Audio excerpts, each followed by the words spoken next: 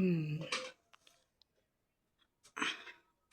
ಈಗ ಕೆಲವು ಜನ ಅಂತಾರ್ರಿ, ಎಲ್ಲರಿಗೆ ನನ್ನ ನಮಸ್ಕಾರಗಳು. ಈಗಿನ ಜನ್ರೇಷನ್ ಹೆಂಗದ ಅಂದ್ರೆ ಏನಂತಾರೆ ಗೊತ್ತು, ಯಾವ ಸ್ವಾಮಿ ಬಳಿ ಏನದ ರೀ, ಯಾವ ಸ್ವಾಮಿ ಏನು ಮಾಡ್ತಾನೆ, ಯಾವ ಸ್ವಾಮಿಗಳು ಅಂತಾರೆ. ಹಂಗಲ್ಲದು, ಸ್ವಾಮಿಗಳ ಬಳಿ ಅದ ರೀ.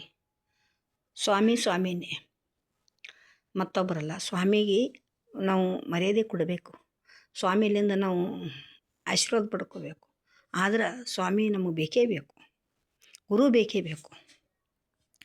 ಗುರು ಇಲ್ಲದ ಮಾರ್ಗ ಇಲ್ಲ. ಗುರು ಇದ್ದರೆ ನಮ್ಮದು ಶಾಶ್ವತ. ಒಂದು ಹೆಣ್ಣಿಗೆ ಒಬ್ಬ ಗಂಡಿದ್ದಂಗೆ, ಗಣಸ ಮಕ್ಕಳಿಗೆ ಗುರು ಗಂಡ. ಹಂಗೆ ಗುರು ಬೇಕು ರೀ, ಎಲ್ಲದಕ್ಕೆ ಗುರು ಇರಬೇಕು. ಅದಕ್ಕೆ ಒಂದು ಊರಾಗ ಶಿಶು ಮಕ್ಕಳಿದ್ರಂತ. ಗುರು ಹೋದಂತ ಅವ್ರ ಮನೆಗೆ ಹೋಗೋದು, ಅವ್ರ ಮನೆಯಾಗ ಡೆಲಿವರಿ ಆಯ್ತಂತ. ಡೆಲಿವರಿ ಆಗೋದು, ಆಕೆ ಏನು ಗಣಸು ಮಗ ಹುಟ್ಟೋದು.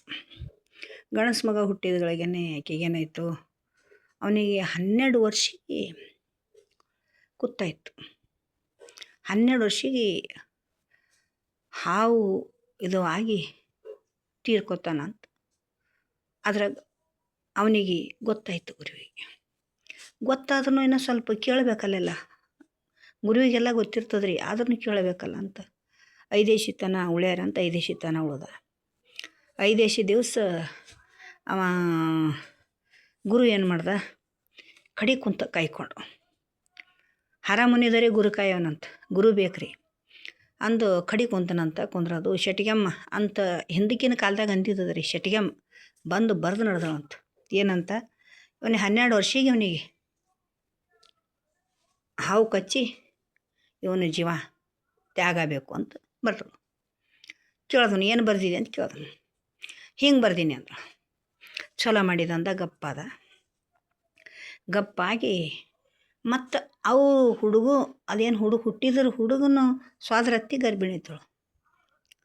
ಅಲ್ಲಿಗೆ ಹೋಗತ್ತಾನ. ಆಕಿನೂ ದಿಂದ್ರಾಗಿತ್ತು.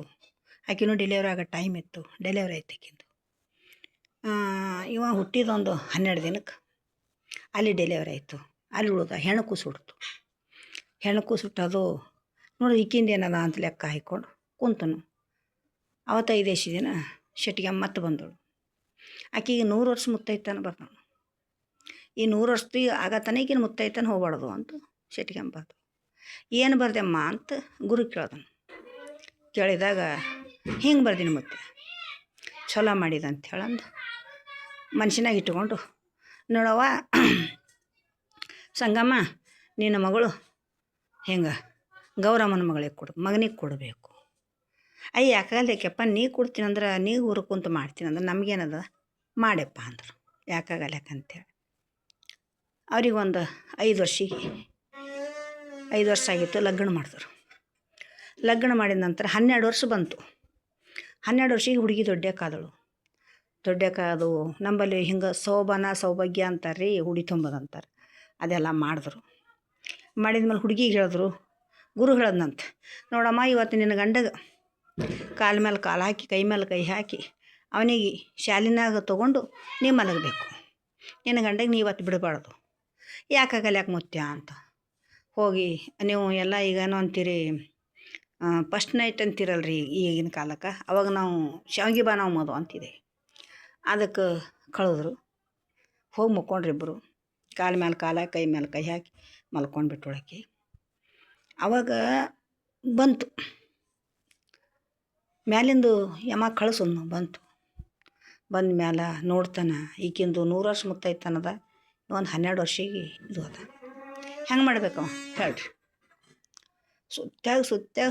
ಸುತ್ತಾಕಿ ಎಷ್ಟೊತ್ತಾಯಿತು, ಟೈಮ್ ಆಯಿತು.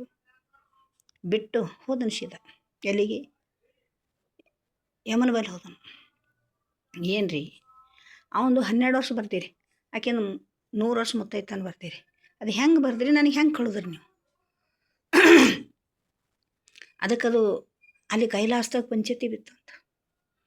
ಆವಾಗ ಸೋಸಿ ನೋಡಿದಾಗ ಹರ ಮುನಿದರೆ ಗುರು ಕಾಯುವನು ಅಂಥೇಳಿ.